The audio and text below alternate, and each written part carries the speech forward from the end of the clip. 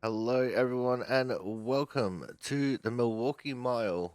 Welcome to the Jaren Sanchez 132 right here on the Aussie Sim Commentator channel for the Output Racing League. I'm your commentator, the Aussie Sim Commentator, and it is awesome to be here for what should be a entertaining race. But most people are on pit road as we're in the midst of getting ready for a pit party. And having a quick squiz at the standings. We so far have 18 people signed up for the race. Christian Budd sitting on top until very, very recently. The top three were separated by less than half a tenth, and then Christian Budd decided his car was going to be illegal. Just under 2 tenths away from P3 is Pizgami. We've got 29k in there of Nate. We've got Falo, Campbell, McCoy, Watson, Rickard. Go over the page. Islama Horton, Macia Sanchez, Marquez, Huckleberry, McDonald, and Sanders. That is your 18 combatants so far. Strength of field out of everyone that's here is a 33.27. Looks like the majority of the field is already over in turn strain 4. It's waiting on all these stragglers to get up over there. For Jaren Sanchez is going to be on the pole, the pit party. Travis Macia to his outside. Oh, no, he's going to pull off. He's going to be the pace car. Oh, my lord. But they're off and racing in the pit party.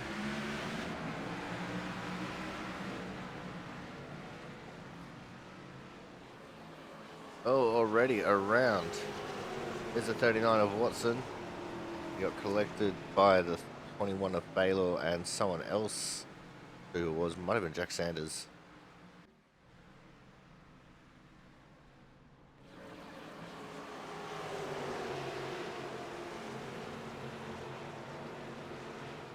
The car's coming down the front straight.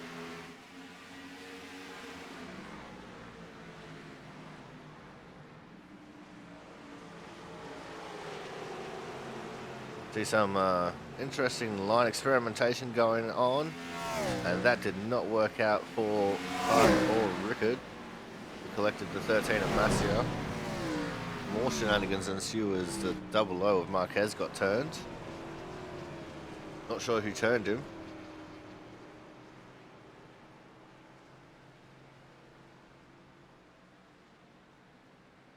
But you see the 99 car up there in the top three. That is Tristan Health, new driver to the league. Not currently on the track. And see, Nate is the 29 car this week. And he has actually got a 29 paint scheme on, which is good to see.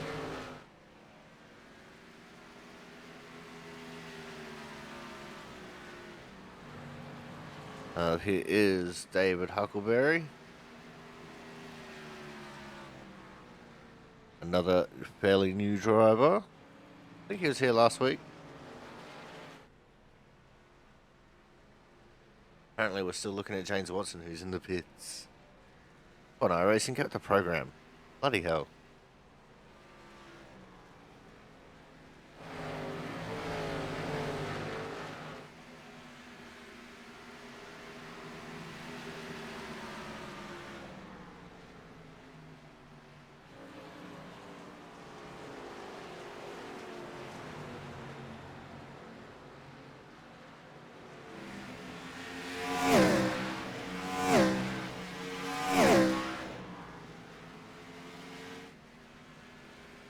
I don't know why iRacing keeps crossing to people in the pits.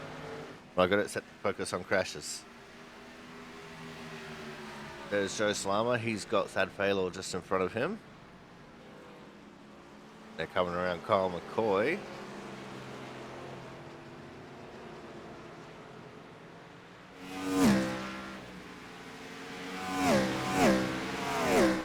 Andrew Griesbaum there as well.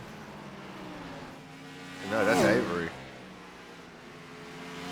Avery and Andrew have very similar paint schemes. I was just going off the look of the car from a distance. Oh, Andrew's not actually in the server yet. That's why. No, I'm surprised with only 10 minutes left in practice. There's not more than 18 people. Who are we missing? Thomas Harmon's not going to show up tonight.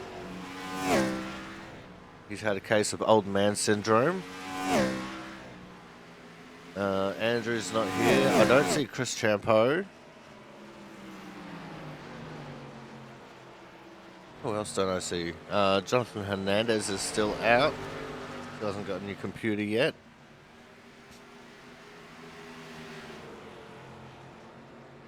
Kyle Kraus.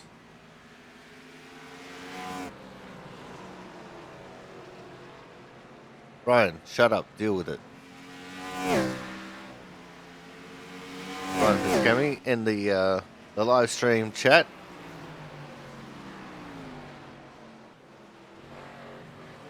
Trying to tell me to tell everyone not to run this. That's not happening. If I have to broadcast it, you have to race it.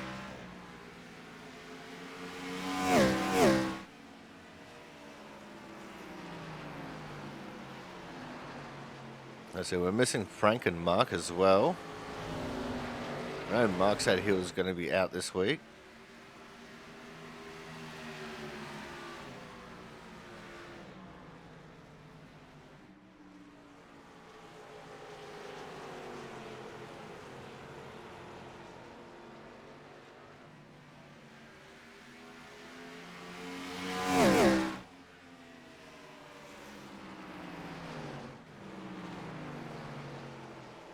Alright, I'm just going to take a quick screenshot of chat for race manipulation. Put it into the Drivers' Council chat.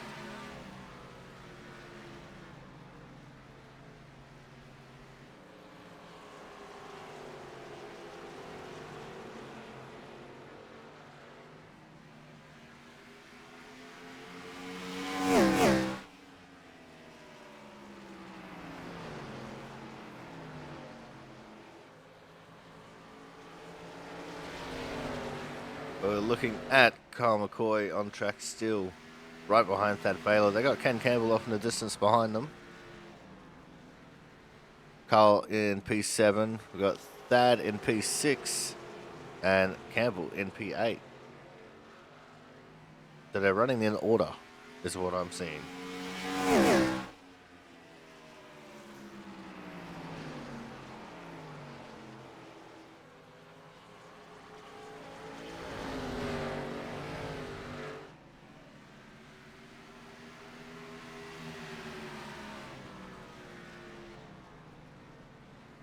And Milwaukie is definitely one of the more difficult tracks to negotiate.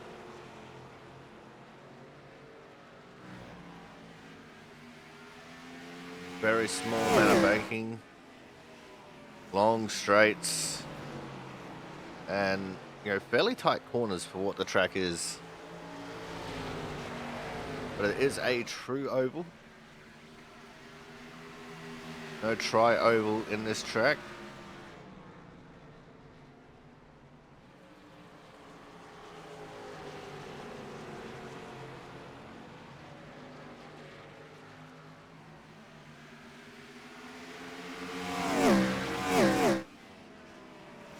And it looks like our group of 3 has been joined by Nate in the 29 car. We'll have much fresher tyres than the rest of them. Christian Budd, top time setter, not far behind them either.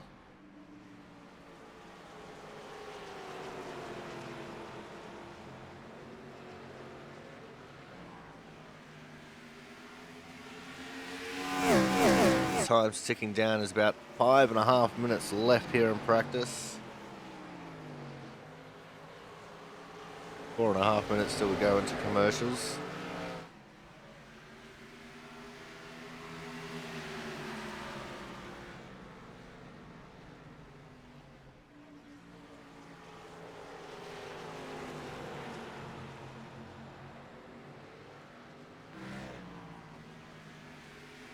And around goes that. Just managing to keep it off that tyre bundle on the infield.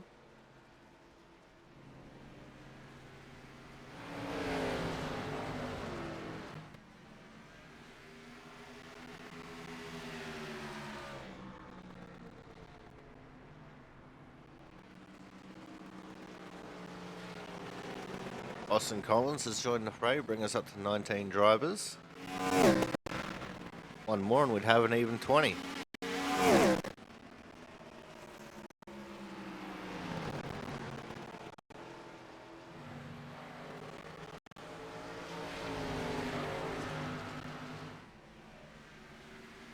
I reckon these guys probably have about 8 more laps left in them before they run out of time.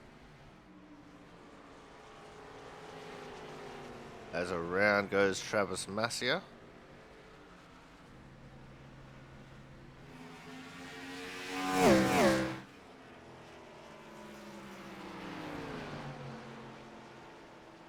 Kyle and Nate there battling it out still.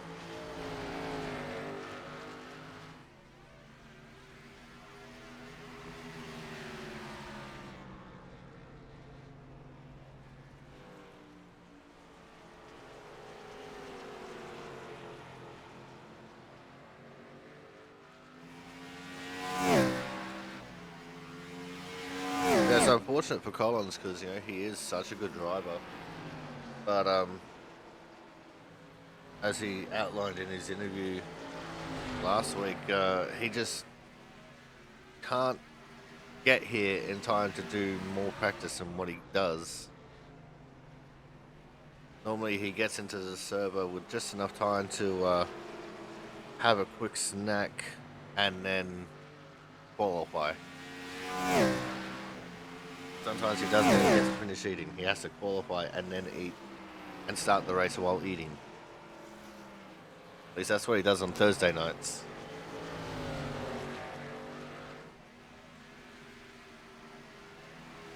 And normally his choice of food is Taco Bell.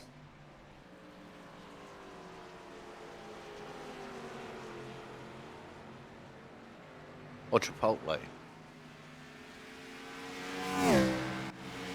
One of which is failing in Australia, the other one of which doesn't exist in Australia.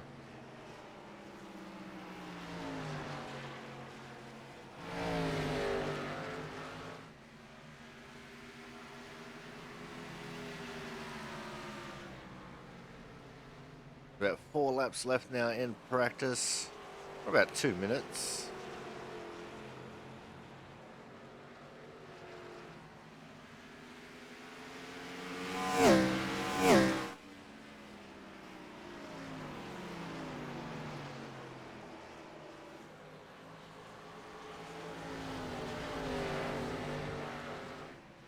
Still Christian Budd on top by 0.147 over McAnally. And then newcomer Tristan Helf.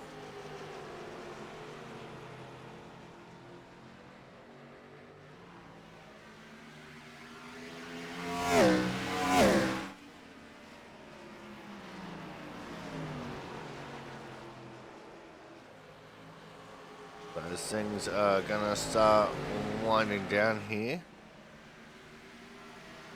We're gonna get ready to go to a commercial break. And when we come back, we will see the results of qualifying. And what is sure to be a fantastic race. So make sure you guys stay tuned. Racing action will be coming up very shortly.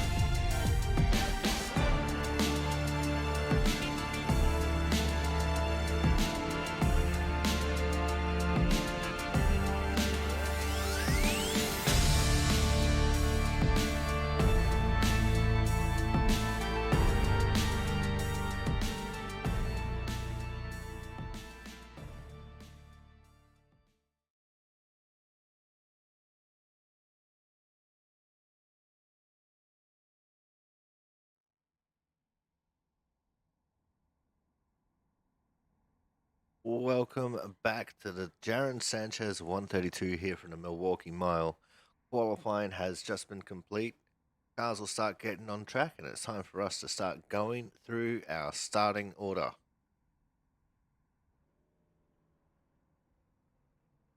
The starting on pole, to no one's surprise, it's going to be the 17 of Christian Budd.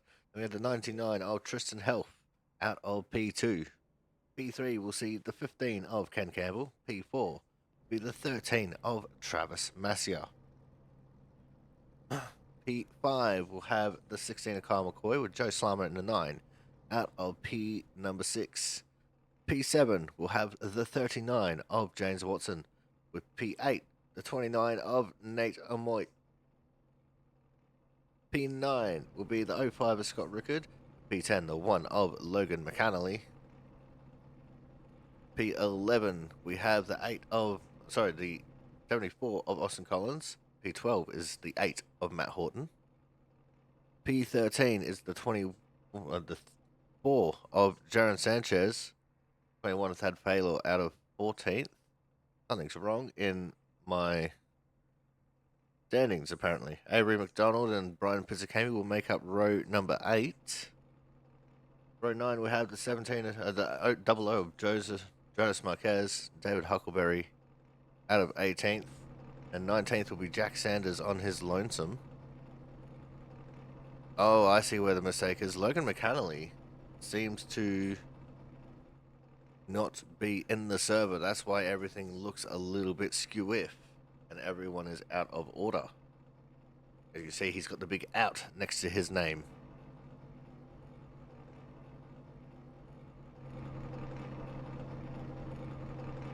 Everyone else is on track and ready to roll. And because we only have 7 people who qualified, Hard Charger Award will be open to everyone.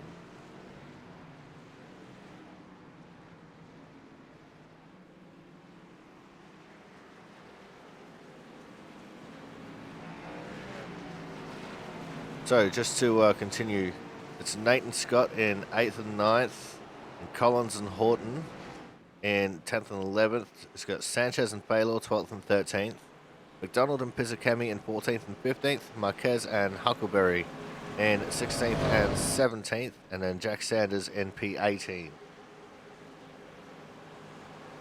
With the one and only DNS for Logan McAnally.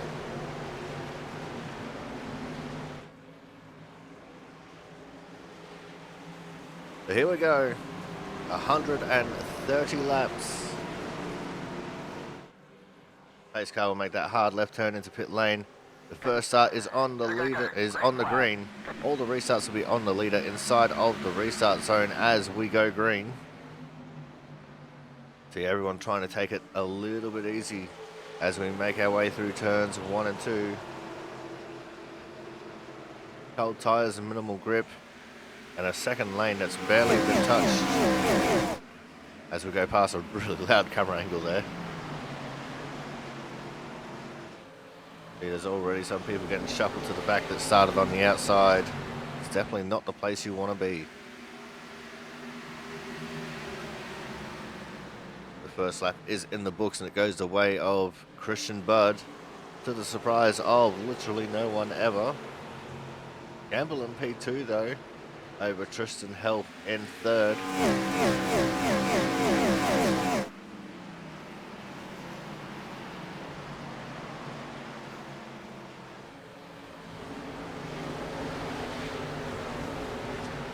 Just trying to look to see who some of our big movers and shakers are, as I think that's the 8 of Matt Horton losing positions. A little bit loose there coming out of turn 4. And McCoy has gone up 2 from where he started. He went up 1. Started 5th, is now in 4th. Slammer lost 3. Looks like Watson's about to lose 1 or 2. Pizzicami is up 2 from where he started.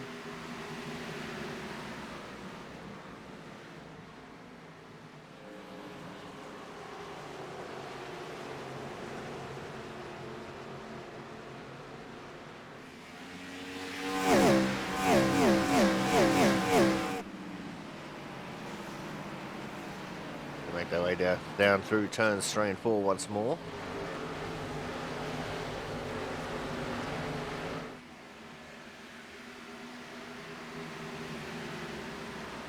The technical tracks like this are great from a driving standpoint if you're driving alone. As far as racing goes, it's hard to pass. Hard to set up moves. Although, looking at our front two, see the 15 of Ken Campbell right there on the tail of our current leader, the 17 of Christian Budd.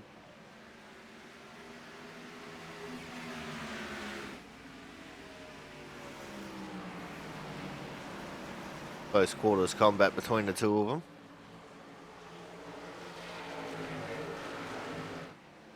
Also got a few cars that are off the back of the pack. Avery McDonald, David Huckleberry and Jack Sanders have all lost massive amounts of time to the entire pack of cars. Go down the front straight once more. Campbell putting all kinds of pressure on the back of the 17 of Christian Budd.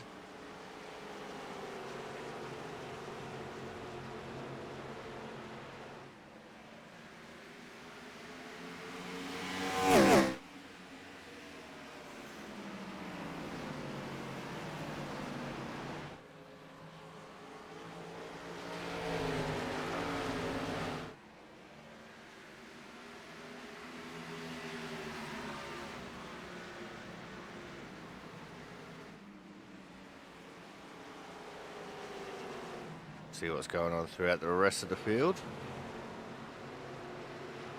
Everyone's just kind of found their own little space here.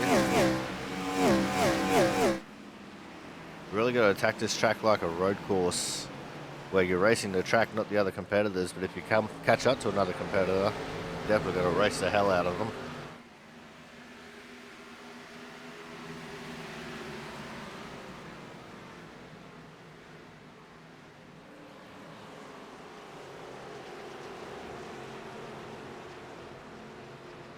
Field makes their way down the back straight once more.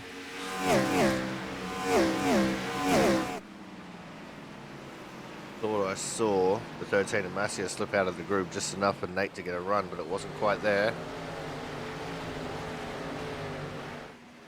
Nate working overtime on the bumper there of Masia.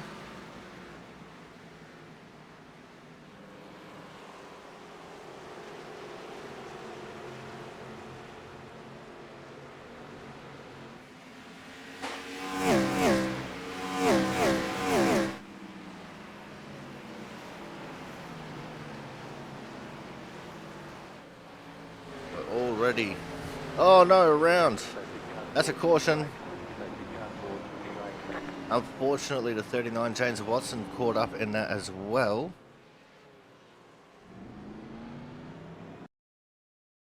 Let's back this up and slow it down. Was there contact from Nate? Or was it just a little bit of looseness?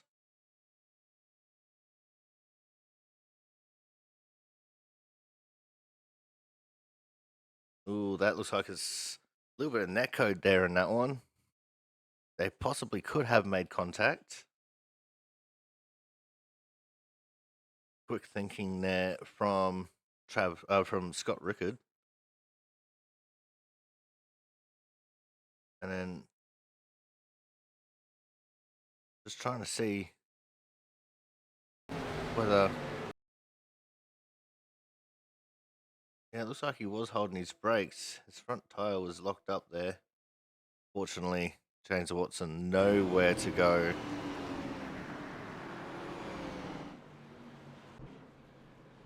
And that has brought out the first caution of the race.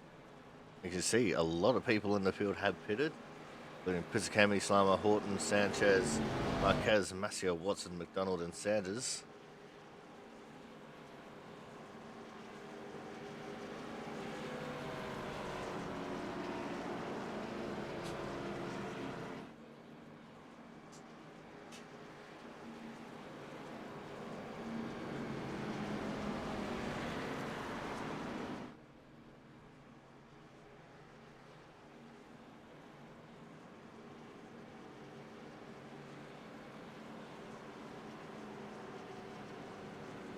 Looks like both Masia and Watson been able to maintain lead lap position, even with having to stay in the pits longer to get those repairs done. I expect that one is definitely going to get reviewed post-race. Not sure if anyone claimed it or not.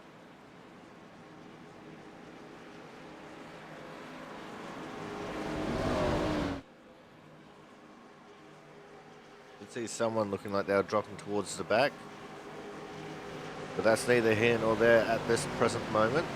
The 17 of Christian Budd chose the inside lane for the restart. That puts Tristan Health right behind him. Now there is a restart zone here, and the leader can start at any point inside of that restart zone. And we're off and racing. Went pretty early in it. It's going to allow Ken Campbell to swoop across the nose of Tristan before they get into turns 1 and 2. We head onto the back straight once more.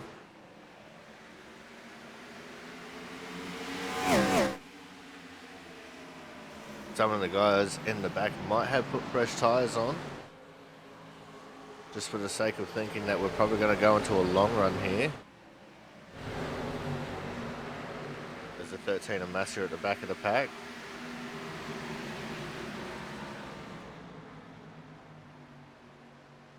He makes his way around the double O of Jonas Marquez.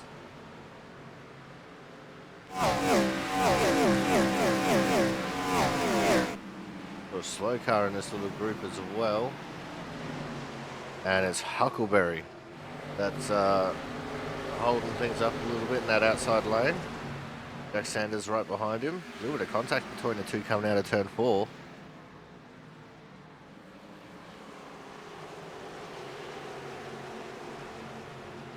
We now focus more inside the top 10. We're looking at Austin Collins in the 74 car.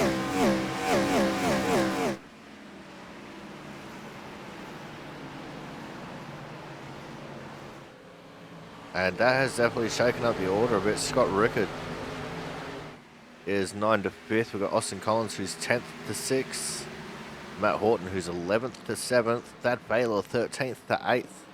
So far, the hard charger contender. The biggest loser at the moment is Masia, 4th to 14th.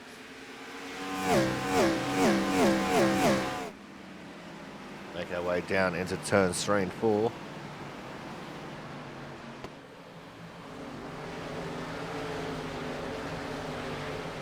Oh, saw a little bit of looseness there out of Kyle McCoy's heels coming out of turn 4. Going to allow Rickard to run on the outside. And it looks like Rickard is actually going to take it with the move on the outside. I didn't think we'd see that. Not an easy move to make going around the outside of someone in the corner. Especially at this track.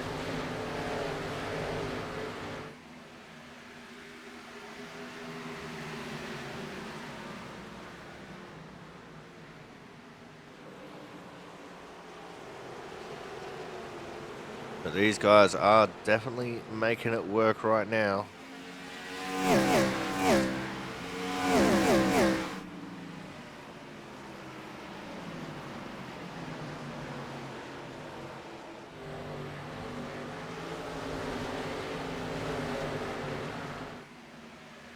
Looking in the middle of the pack, there's Joe Slama in the 9 car.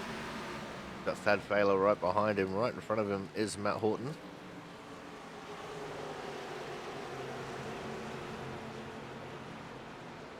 Slama, who was one of those who pitted under the caution.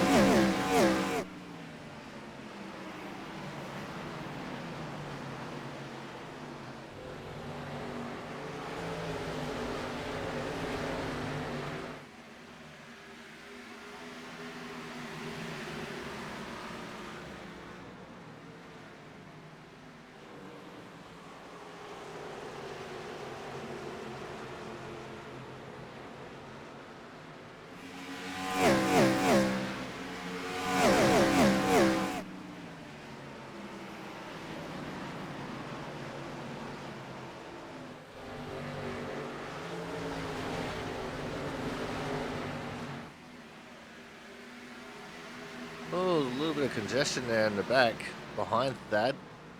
Saw Pizzicami and Watson just about getting into it coming out of turn 4. Looks like McCoy also continuing to be a pain in the side for Austin Collins. Either that or Austin Collins is just trying to be a pain in the ass for McCoy. You see that smart driving for the 8 of Matt Horton. He just went to the outside a little bit so he could go a little bit deeper into the corner as McCoy trying to go for the move back on Scott Rickard now. I reckon Horton did that in the attempt to just try and get clean air through the corner.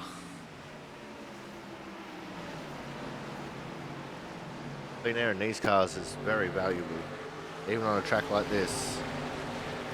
Scott Rickard's not just going to lose the one position, he's going to lose a few of them. So he's falling down the order here. Back in behind Austin Collins and slotted in front of Matt Horton.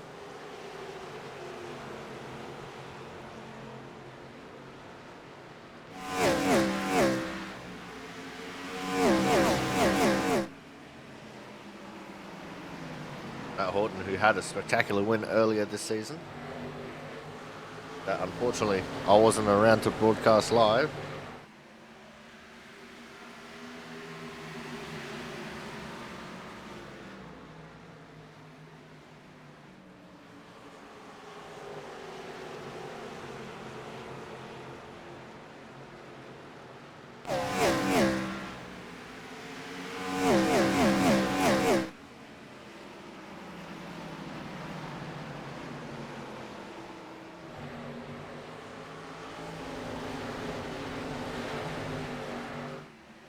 I'm not even sure what the fuel number looking like for these cars.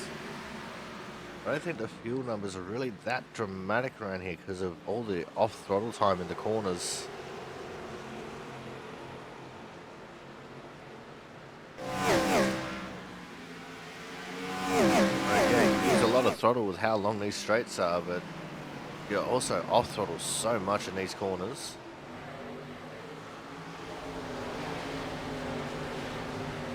Oh, and around. That is Scott Rickard. That should be a caution.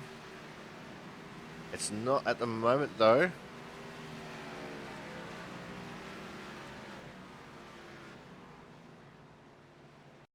Rickard got loose. Coming out of the corner. Back it up again. Slow it down. See if we can get a tighter angle on it. That's the tightest angle we got. So yeah, he just got loose and unfortunately nowhere for the 8 to go except for into his arse.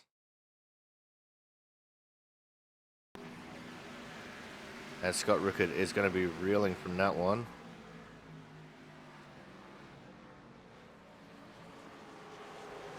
See, he's all the way back 16th now with a heavily damaged car.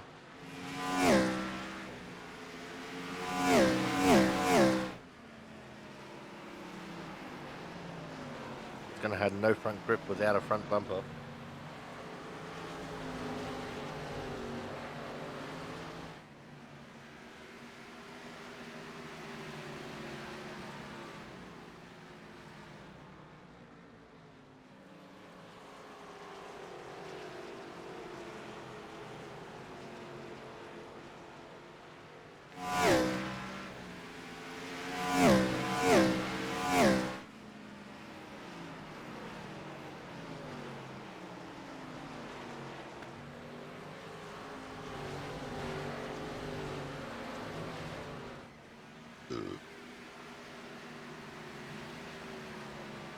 Apparently we're still continuing to look at Scott Rickard. Because apparently iRacing thinks he's going to crash again. Oh, and it looks like Matt Horton is out. He's pulled the plug. He must have sustained some damage to the front of that number 8 car.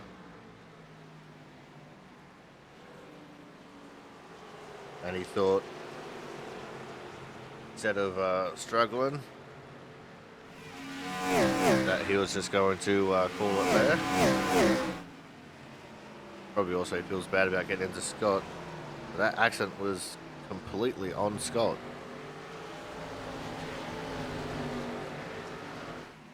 If a caution had come out, I would have expected Scott to take the blame.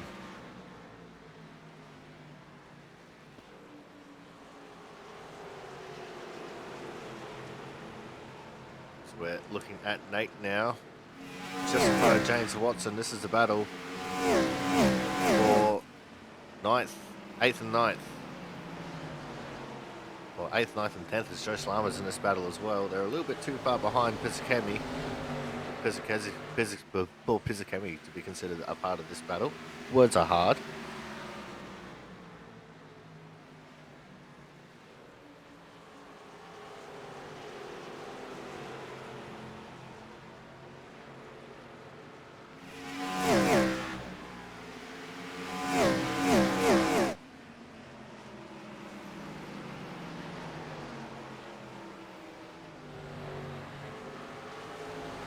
I think now that we've had a moment to chill from Scott Rickard's incident, that we are going to go for a quick commercial break.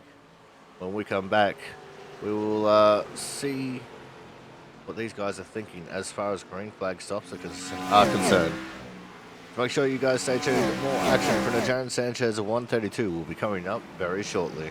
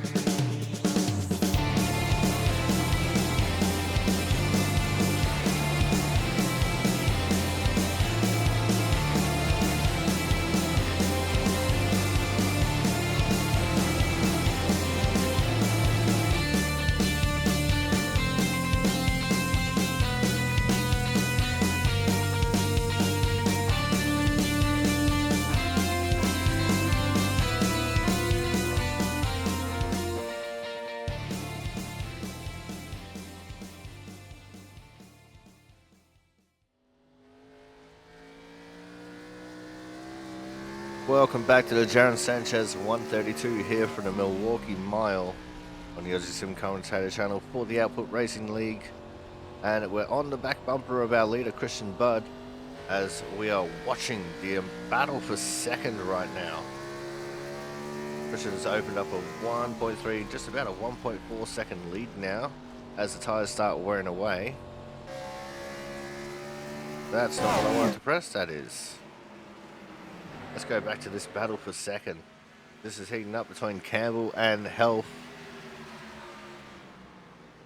Health may be a newcomer to the league, but he's a very, very experienced driver.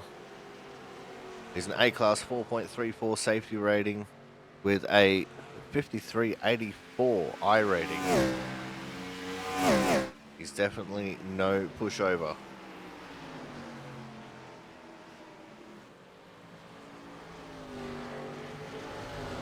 You see the slightly differing lines between second and third as well. Campbell just kind of diving in it ever so slightly. Tightens up on exit. Whereas Health takes a slightly tighter line on entry.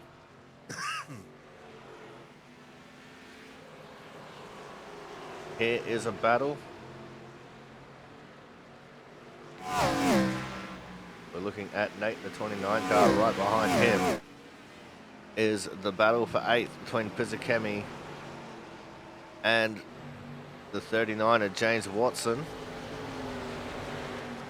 And Watson gets underneath Pizzacami with ease. Slama's going to follow him through, possibly. Yep, Slama just got his nose in there at the last moment. See, it's a very, very thin groove from that repaved section in the corners. It's just barely 2 cars wide at best. And it looks like Pizzacami actually fighting back pretty hard on the outside there.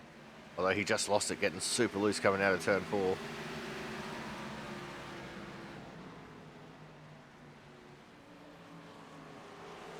Slama missed the corner there a little bit as well. Gonna invite Pizzacami back up towards his inside. Pizzacami couldn't quite get there.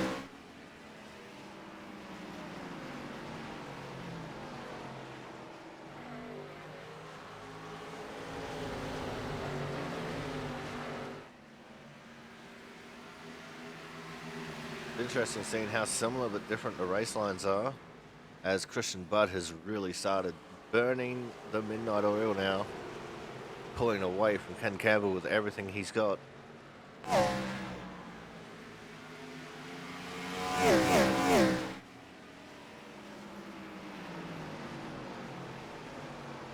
Gap between first and second, 2.15 seconds and growing. Oh, loose. Had Failor.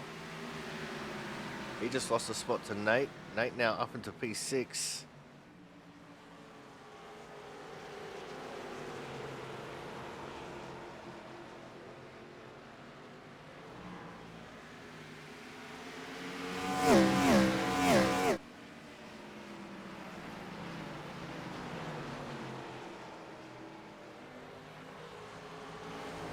Everyone's still on the lead lap, although Scott Rickard, currently last car on the lead lap, at risk of going a lap down with the damage to the nose of his car. And an incident that should have been a caution.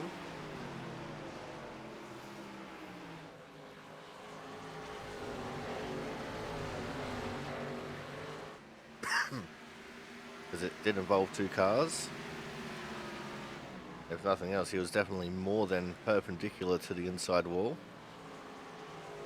He grants easy passage to the 17 of Christian Budd. But now Scott Rickard, first car 1 lap down. Now 16 on the lead lap, 1 car 1 lap down. 1 car out and 1 car did not start.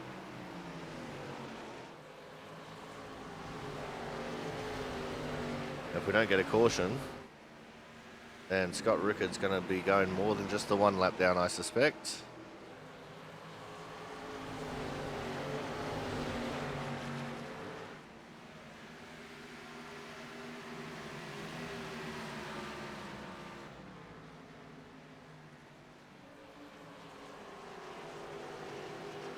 We're looking at Dad Failor once more, just in front of Joe Slama.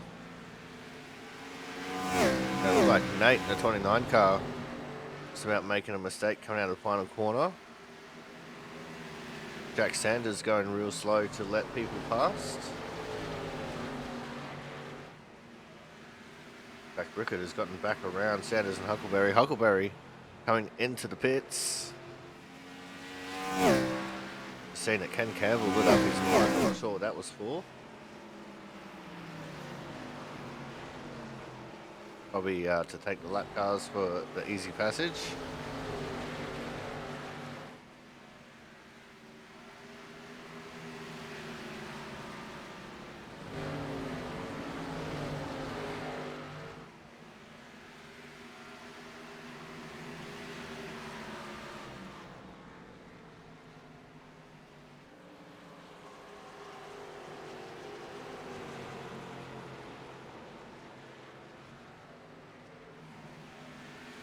That Baylor looks like he's struggling with the balance of the car. The handles come off it.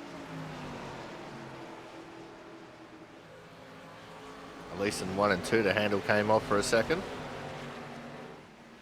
That allowed the 9 of Joe Slama to get through and up into P8.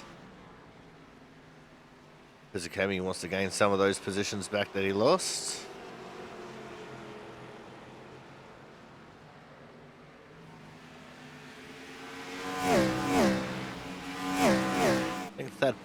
is currently the contender for hard charger. He started in 13th in P9. No, that's only +4. So Austin Collins is +5. So too is Brian Pizzicami. Pizzicami gains 1 more, then he'll be the hard charger contender. At the moment, though, it sits with Austin Collins.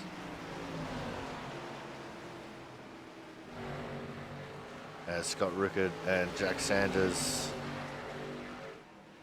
being overtaken here by McCoy and Collins.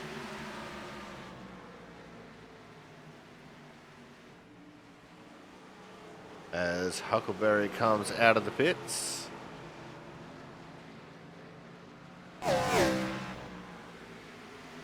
Oh, and Austin caught the side of Sanders there at the very awkward time of coming out of the corner.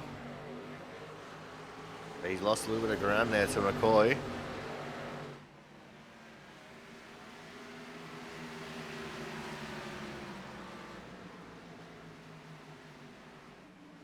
And I suspect we're not going to be too far away from pit stops. You'll be around lap 65. Here's the halfway point, so be between laps 60 and 70, I would imagine, for pit stops. Huckleberry obviously going in a bit earlier.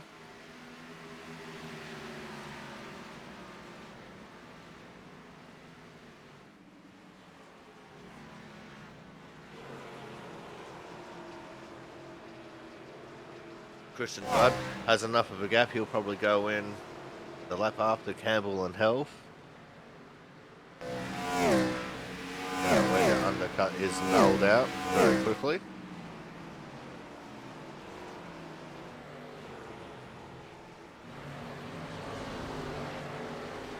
Because I don't think they'd gain 3 seconds in 1 lap of advantage.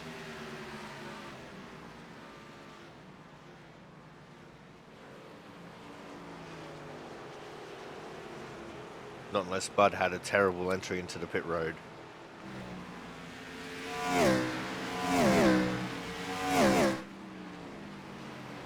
Great battle here though between Watson and Nate.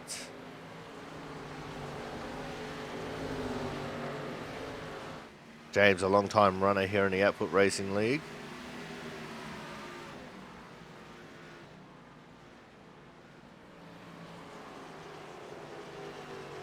There's very few OGs left from the first season.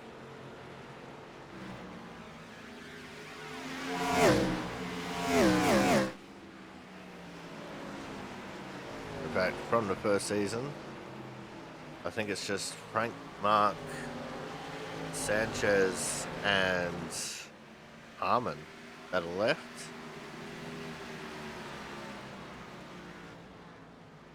Possibly Travis Massier as well.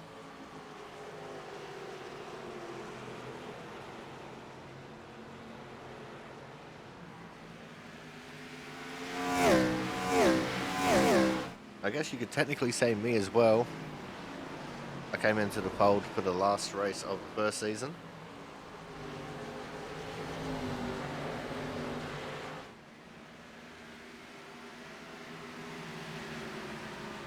That was a long time ago.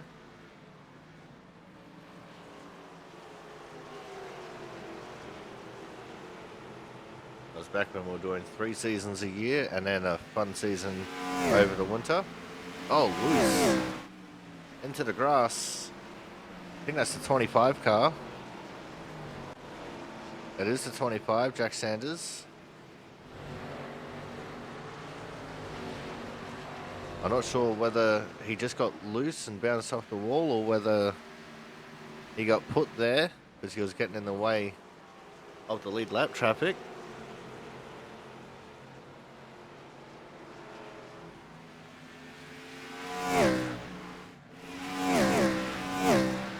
That'll possibly be one to be reviewed later, I'm not sure. We'll have to make note of that on lap 59.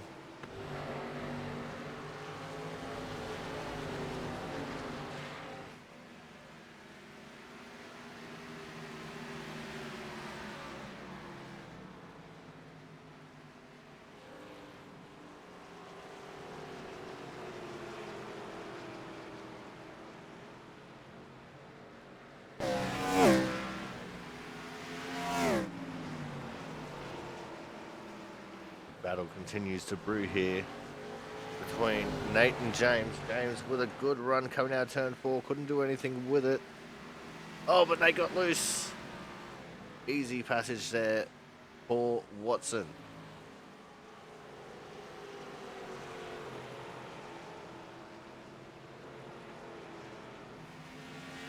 Watson now up into P7. He's finally made it back to where he started after having a not so good start to the race. Getting stuck on the outside line.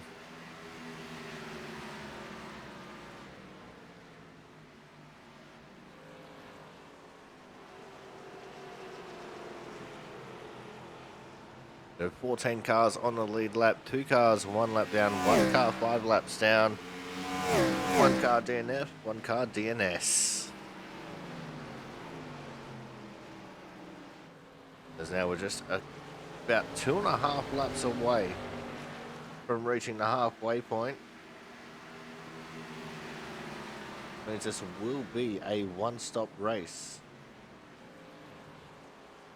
Austin Collins has come into the pit in the 74 car. He's looking for that undercut. He's pitting from P7. In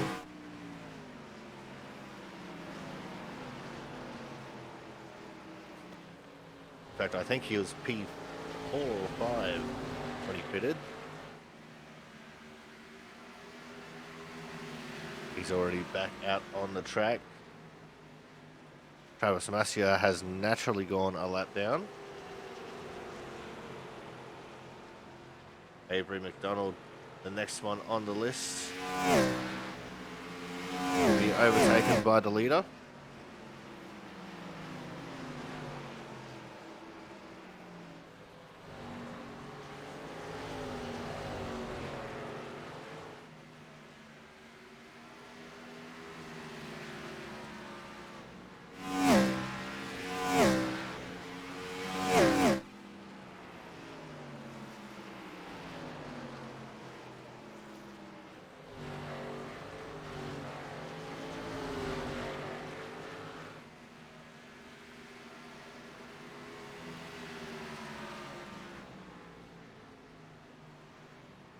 We reach now the halfway point, 65 down, 65 to go. Salama has pitted.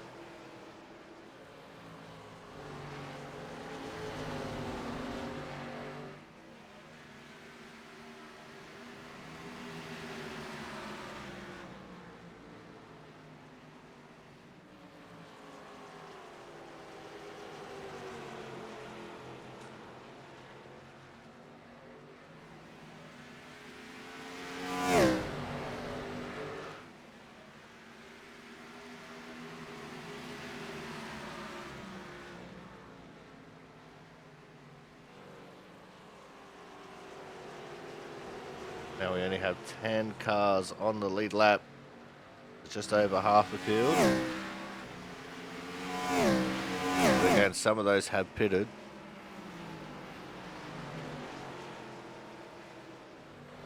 Austin Collins leading the way as far as those who have pitted.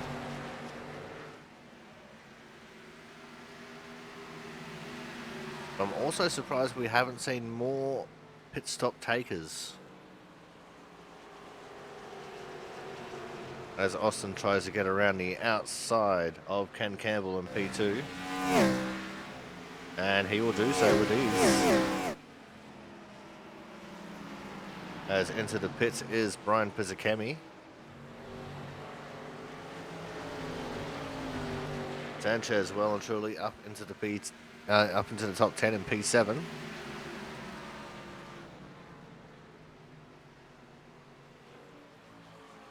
This is as Travis Masia is letting people go by.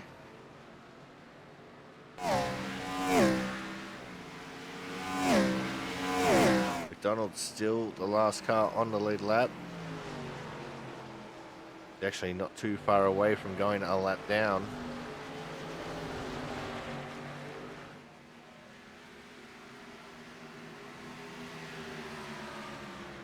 Just saw Ken Campbell's mic light up, but I think that was to thank Travis for moving out of the way. Campbell, a very courteous driver. Thanks to lap cars for moving for him.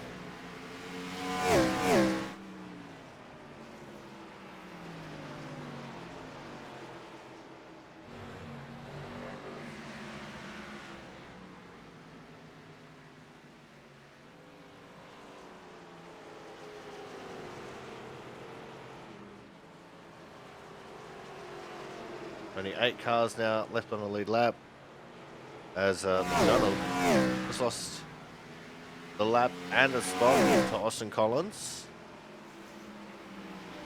Austin on the back of Christian Budd trying to get his lap back.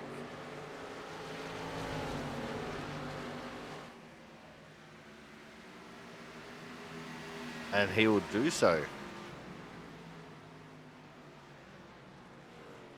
As we're waiting to see when everyone else is going to stop. James Watson, who stopped under the first caution, he won't have to stop for a while yet. I just saw Ken Campbell light up his mic again.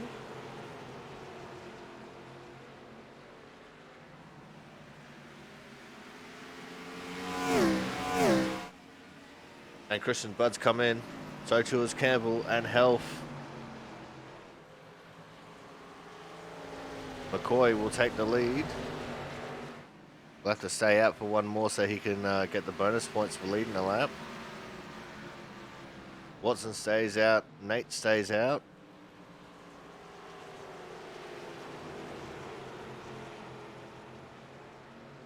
As the flurry of pit stops has begun.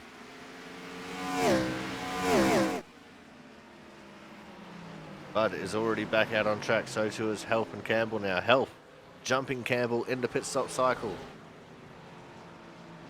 That's huge.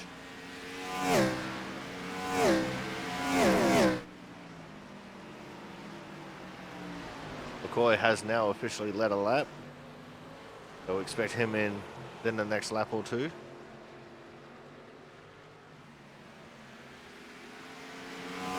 McCoy did not get under the first caution.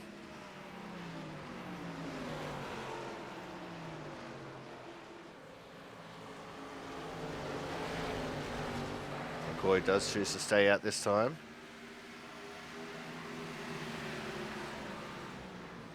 Masia is in for his scheduled pit stop.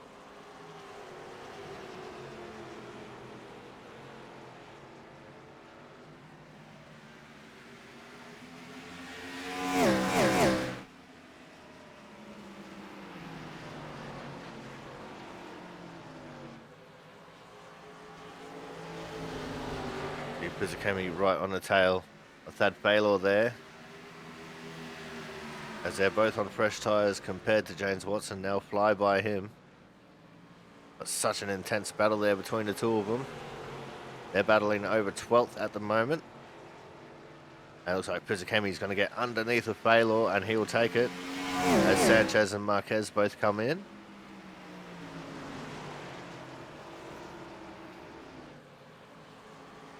Donald has also come in, so too has McCoy. James Watson will take the lead from here. And Watson will have to go one more time around if he wants to lead a lap.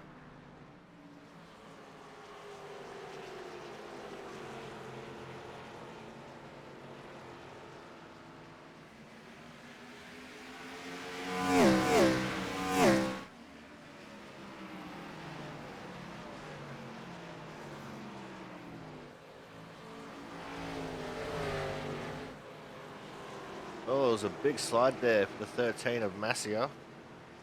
That could have almost brought out a caution. That would have shaken things up a bit. Nate has pitted. James has officially led a lap. So he'll get the bonus point for that. Scott Rickard still putting around with the damage to his vehicle.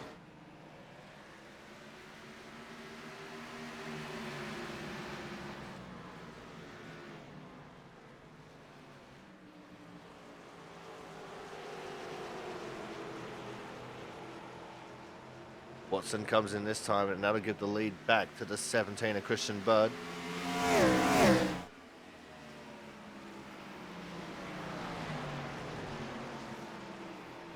And with that, everyone has made green flag stops, with the exception of Scott Rickard, who is still waiting on a caution.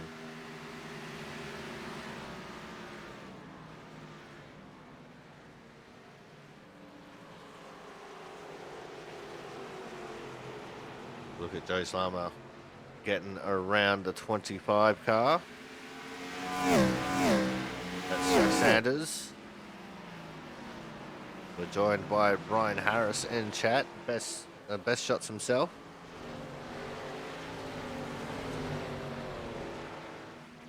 Probably happy he doesn't have to subject himself to racing around Milwaukee. As Scott Rickard now finally comes in, and with that, green flag stop cycle will be complete.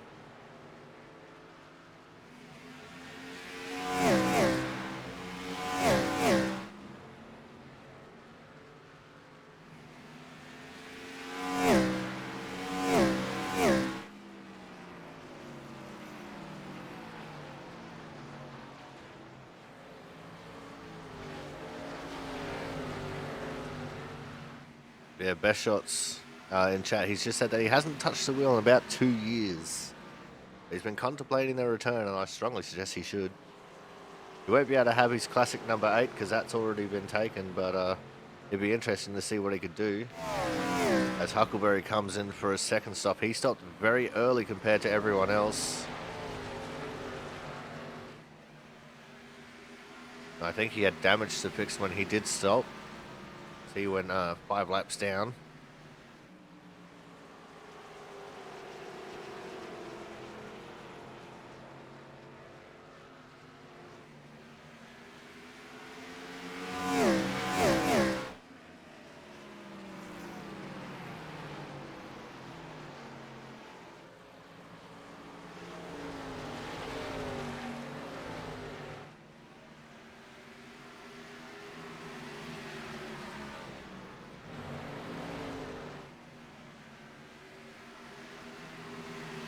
So let's see, after the pit stop cycle, we have 10 cars on the lead lap.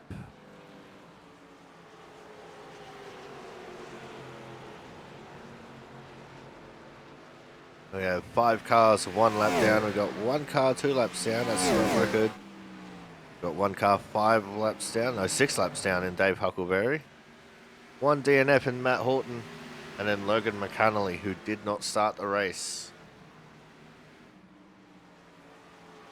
A 4-second gap between Bud and Health. Austin Collins has made his way up into P3. Campbell's dropped to 4th. But he definitely had a really bad pit stop. Sanchez, the first car, 1 lap down. If we were to get a caution, he would be the lucky dog wave around.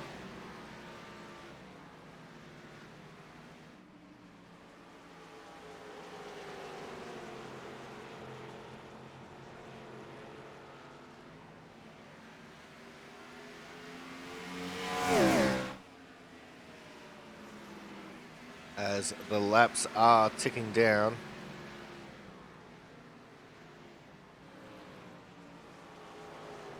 We've got 43 laps to go when the leader gets to the start finish line. So just 43 left.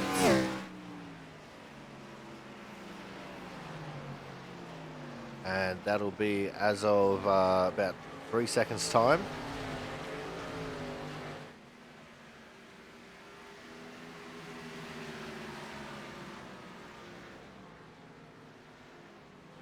Christian Budd just absolutely trouncing the field. As Hep is catching up to Sanchez, who is a lap down at this point. Sorry, Health.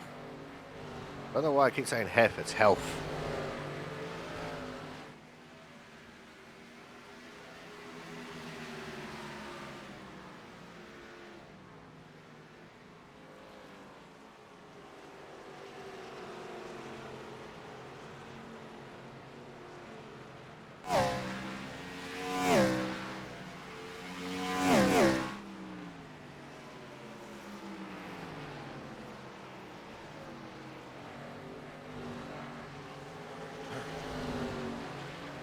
Looks like Sanchez might be holding up help a little bit here. He's not doing anything technically wrong. His health caught him at the wrong time.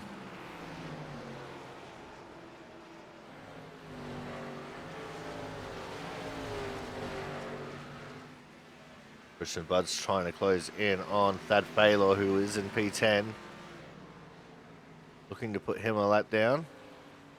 As Scott Rickard, who does have a front bumper back on his car now, still struggling with the balance in that car after his incident earlier.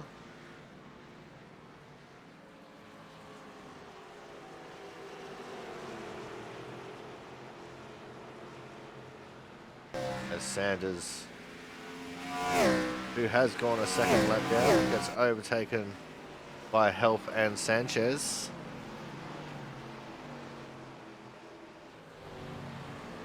Now, if anyone's wondering why this is the Jaren Sanchez 132, it's a bit of an inside joke from a previous truck season we ran, where Jaren was the fastest in practice and he qualified within the top 5, and then on the start of the race immediately spun his tyres and took out the majority of the field.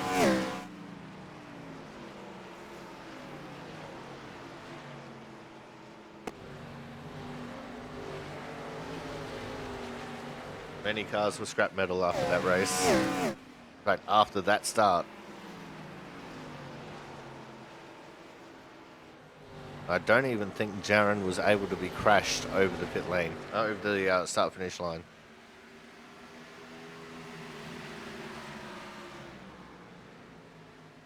That's how early he spun his tyres.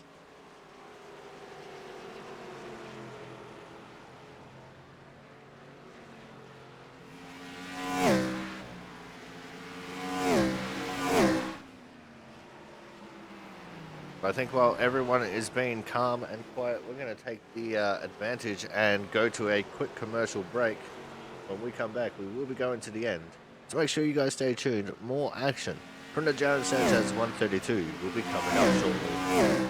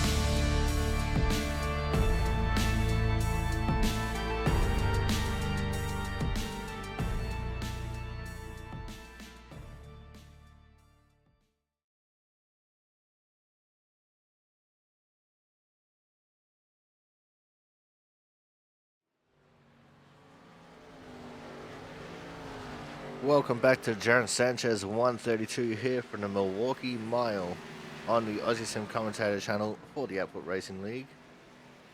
And we're just looking at our leader, Christian Budd. He's about to put another lap down on Jack Sanders. He's already 3 laps down. He's about to be 4. But I think during the break, Sanders actually came in for a pit stop, and he did. He's 2 laps down. He's 2 laps on his tyres. And he's trying to pull away from Christian Budd. That Baylor, the last car on the lead lap in P10's just up ahead as well.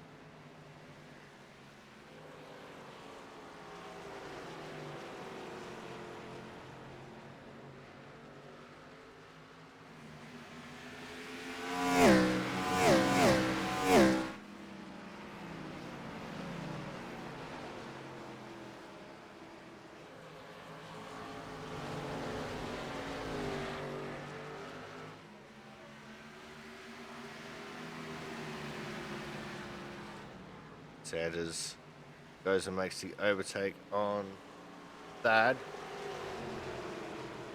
Oh no, he doesn't get there, but Scott Rickard does go another lap down, letting all 3 of them by. Thad not playing nice with Sanders. It could be a little bit to the detriment of the 17 of Christian Budd here, although Sanders lifts off the gas, lets him go. But you don't have to let the leaders go. Leaders do have to try and pass you safely. It's in the iRacing handbook. Although Thad does, their discretion is the better part of valor in that situation, and lets Christian go.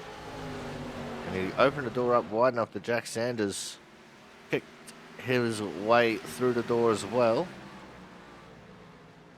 So now Thad Faylor, the first car, 1 lap down in P10.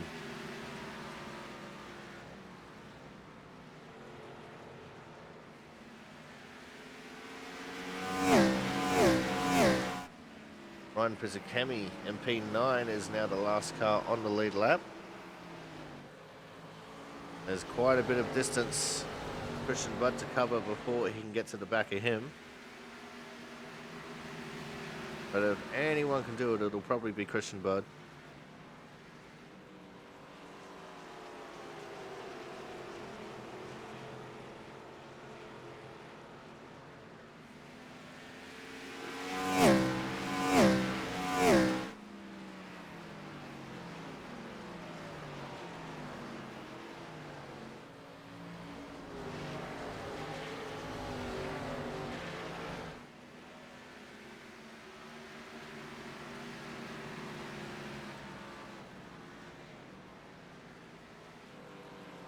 Having a look at our hard charger prospects, it looks like hard charger still firmly seated with Austin Collins in P4. He's +6 for the race. If Pizzakemi can somehow catch and pass James Watson, then that'll put him in hard charger spot.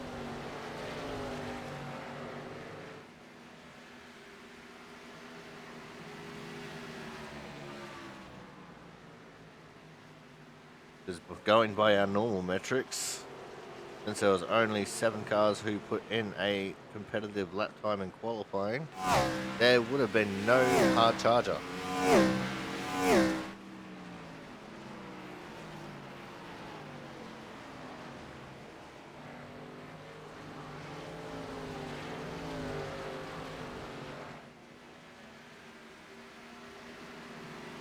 Actually, it might have been 8 cars that put in competitive lap times. My apologies.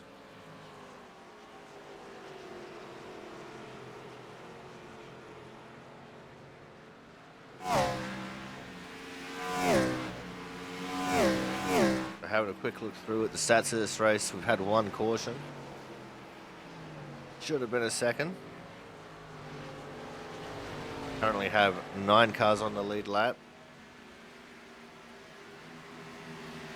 Got 5 cars 1 lap down. We've got 1 car 3 laps down, 1 car 4 laps down, 1 7 laps down, 1 DNF and 1 DNS.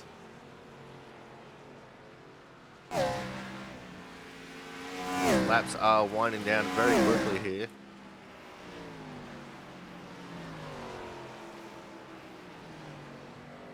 As Tristan gets around Thad Baylor.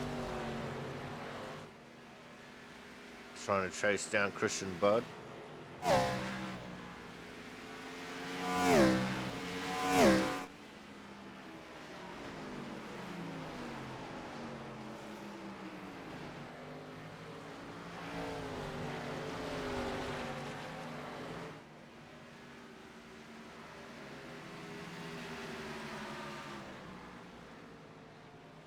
Looking at Joe Slama, who is in P7, but he's got James Watson right on his tail.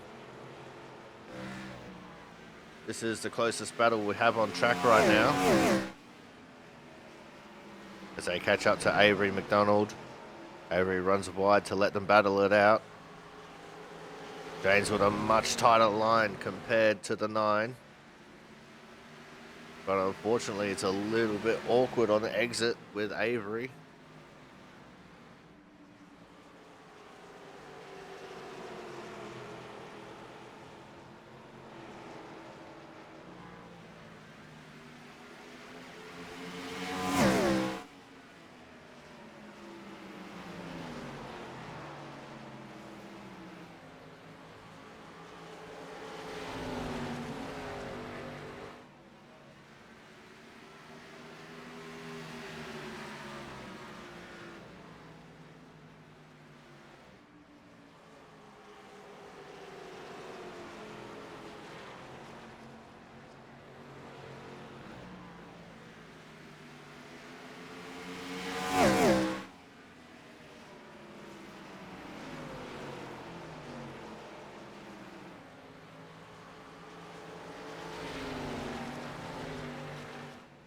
This battle will continue to heat on. We've got 20 laps to go now.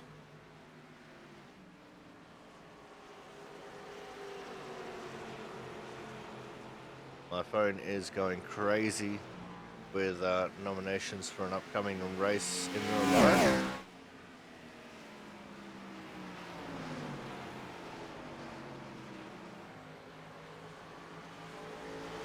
This battle between James and Joe is pretty cool to watch.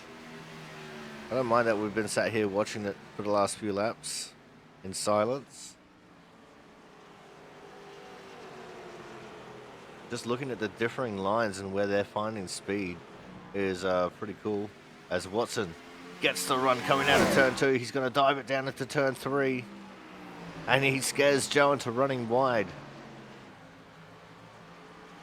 Watson now up into P7.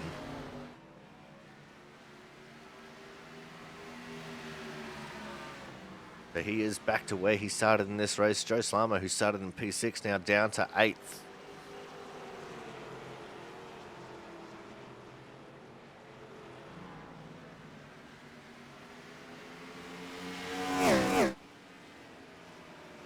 I know, I was right. It was only 7 qualifiers in the race. As Nate is a B-class driver, but he has over a 6K.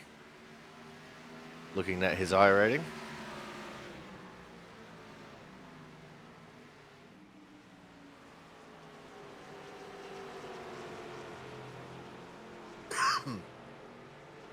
And look at the speed that James has over Joe right now.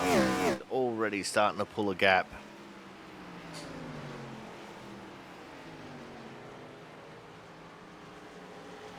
Again, that's just a difference in where they're finding the speed. As into the pits comes Huckleberry. Probably mostly to get out of the way. It's great having Huckleberry around, no, just out there having a run. The only way for people to improve is if they get back on track and, you know, try their best.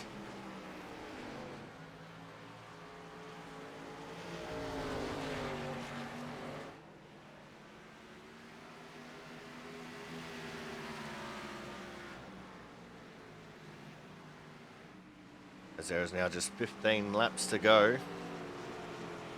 Huckleberry coming back out of the pits.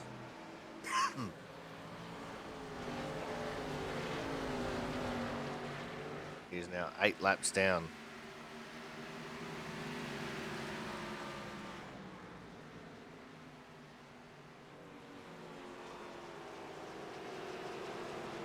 Now looking at Kyle McCoy, who's trapped in a lap car sandwich.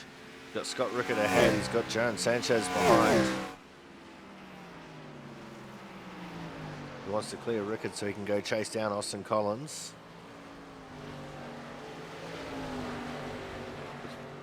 16 laps to go. We'll see. Actually, no, it's 14. Sorry, 14 laps to go. See what he can do.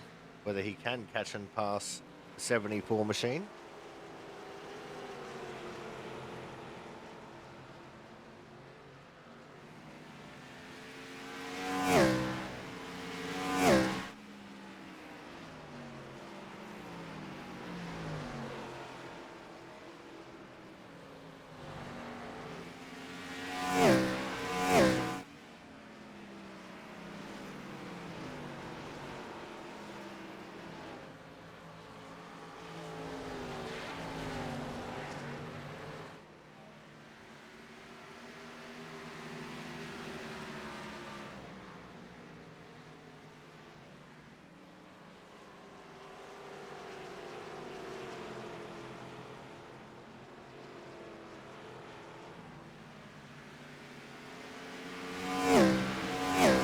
It looks like we're back looking at Joe Slama.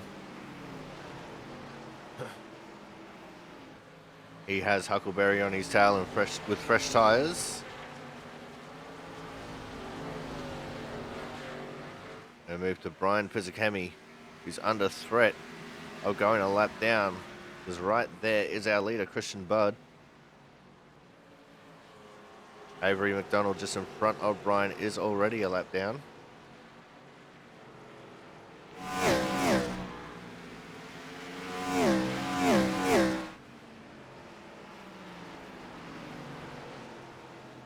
Christian Budd hasn't really been able to open up the gap to Health behind. The gap has been pretty steady at 4 seconds for the entirety of this run. We now reach 10 laps to go. Ken Campbell's about an extra 6 seconds behind Health.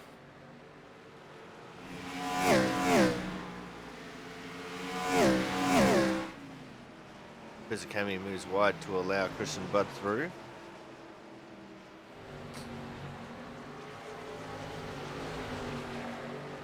Oh, McCoy's got the out next to his name. I think he's experimenting with an alternate dimension. And I think McCoy has just been spectrumed, because he has not returned. Well, that's unfortunate. That does, however, put Pizzacami into the hard charger position in P8.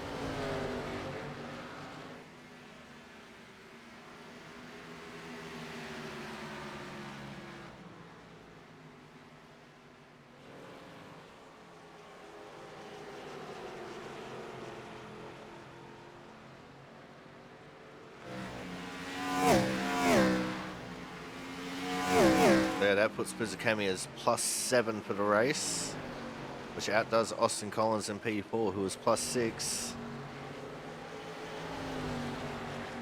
And it also leaves us with just 7 cars on the lead lap.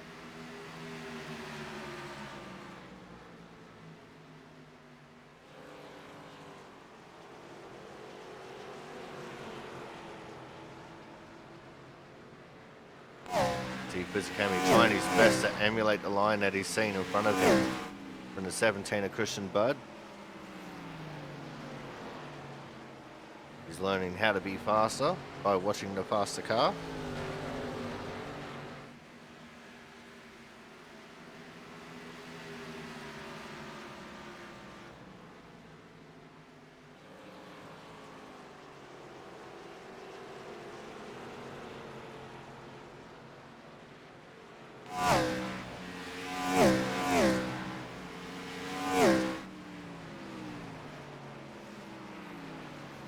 As McCoy's name just starts falling from grace in the standings there on the left side of the screen.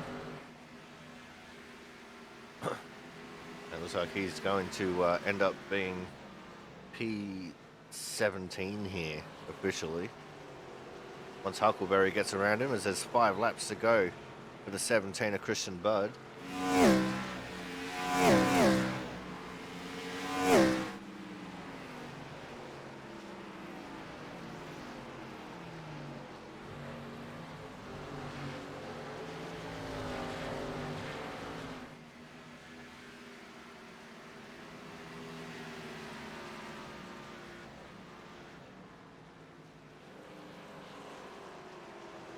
This has been a pretty standard affair for the Output Racing League. We had 1 caution early, could have had a second, and that could have completely changed the dynamic of the race.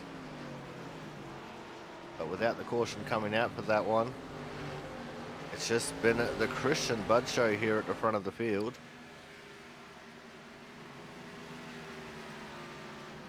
Now just has 3 more laps to navigate around this Milwaukie track.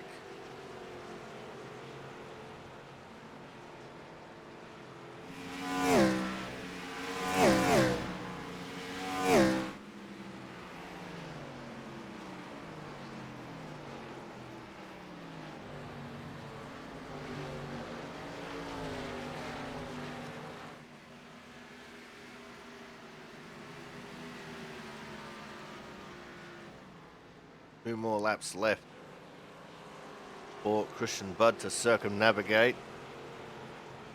He's catching up to some more lap traffic, but I reckon he'd let them go. One of which is Joe Slama, the last car on the lead lap. Goes through turns 3 and 4 for the penultimate time. It's going to be white flag, last lap, last chance to win it or wear it for Christian Budd.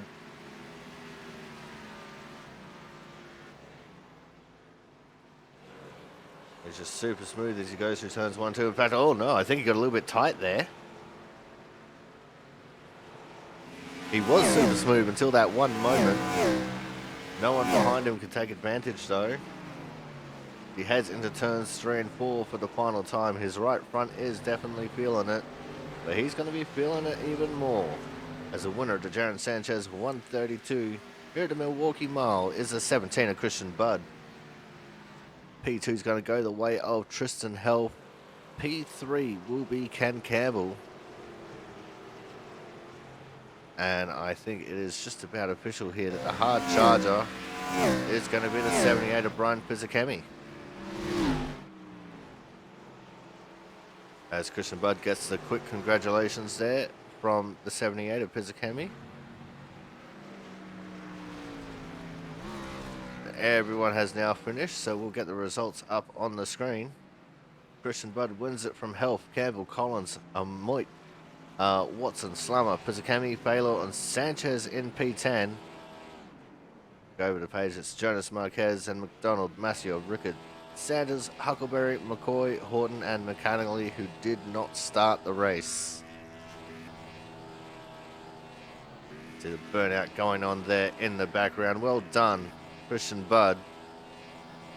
We're going to go to a commercial break now. When we come back, we'll have driver interviews, so make sure you guys stay tuned.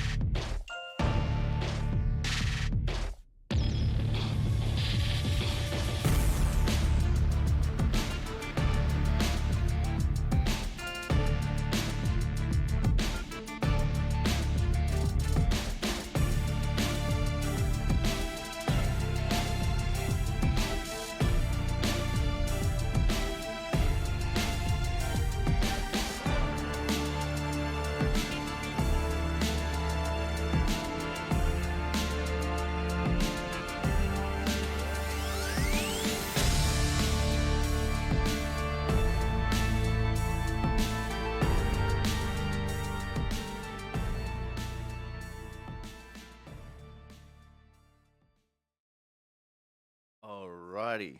Time for driver interviews, and we have a stacked field of interviews tonight, 5 of them to do. And we kick things off with twin hard charger awards. Now, originally it was just going to be one, as I said at the start of the broadcast. We're opening it up to everyone because we had such a small amount of cars that qualified. But one of the cars that qualified gained a position, and it was the only thing that keeps him going. And I felt bad for him, so he'll get his chance in a little bit. But first off, we have our original hard charger award winner, and our first hard charger for tonight is going to be the 78 of Brian Pizzicami. Brian, +7 for the race, got really lucky there at the end with the demise of Kyle McCoy because you were tied with Austin Collins before that for hard charger. That was very unfortunate. But Spectrum's gonna Spectrum, right? Good old Spectrum. You gotta predict when it's gonna crap out on you, and the answer is always. Now let's look at the race. +7 for the race for you. Not a bad result. We're accustomed to seeing you being hard charger, not qualifying, charging your way through the field. What was it like tonight with it being such a hard to pass track?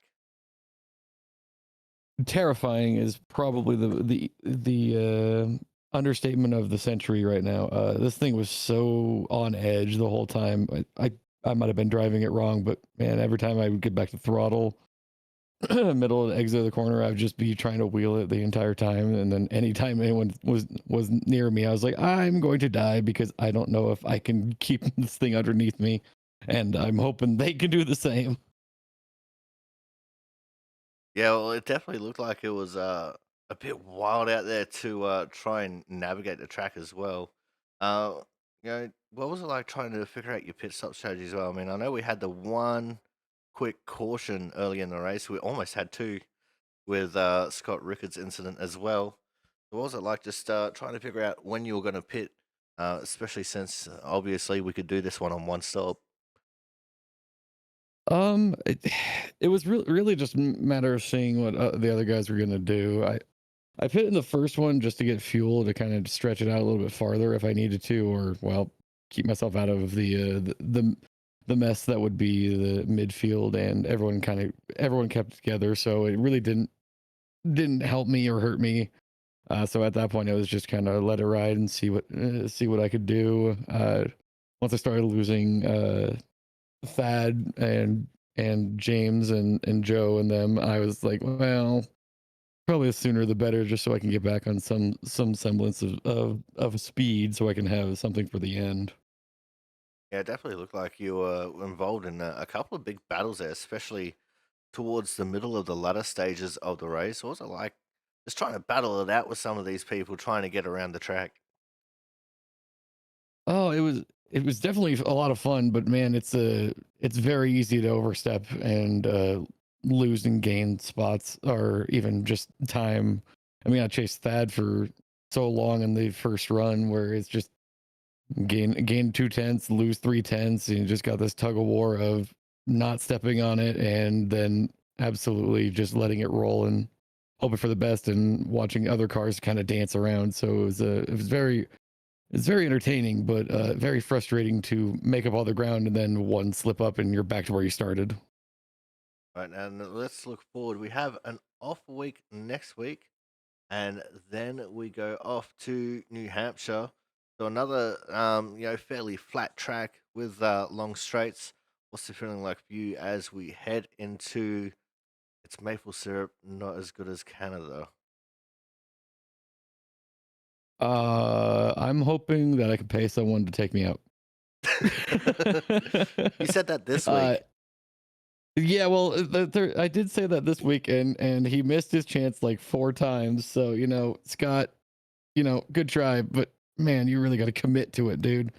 Uh, but no, I don't know. I just really I suck at these flat tracks. So next week should be more of the same of just trying to hold on for dear life and hoping for a good result. All right, now before we let you go here, anyone you want to give a quick shout out to? You in the booth as always for phenomenal job. All the drivers for keeping it clean for, I mean, the most part. I mean, we're always going to have a little bit of bobbling, a little bit of spinning, but everyone did a phenomenal job tonight. Everyone for watching. And oh, my right rear tire for not exploding on that last run because good God, I thought it was going to at some point. And to Brian Harris for trying to get him to come back into the league. Oh, yeah, Brian Harris, come back, join us. We miss you. He wants another Brian on the grid. What can I say? All right. Well, thank you very much for coming out tonight, Brian. Congratulations on coming home with the Hard Charger Award, uh, point 0.5. And we look forward to seeing you in 2 weeks at New Hampshire. Absolutely. Thank you, Corey. All right, guys. That was Brian Pizzakemi, the driver of the 78 car, tonight's Hard Charger. Coming up next, we're going to have our other Autism Winners Hard Charger Award. And this one is someone who actually qualified, and I felt bad for him because he only gained one, but he was so devastated that I said that he wasn't going to be it, but he is it. And of course, that is going to be the 39 car of James Watson. James, you fell back a little bit early in the race. You managed to fight your way back up. And if it weren't for Kyle McCoy having his unfortunate Spectrum moment, you probably wouldn't be in the interview booth right now. Yeah, you feel bad on that front, but it it's honestly a heck of a lot better than what I was really anticipating from tonight. Do not I am a short track guy, but not this short track.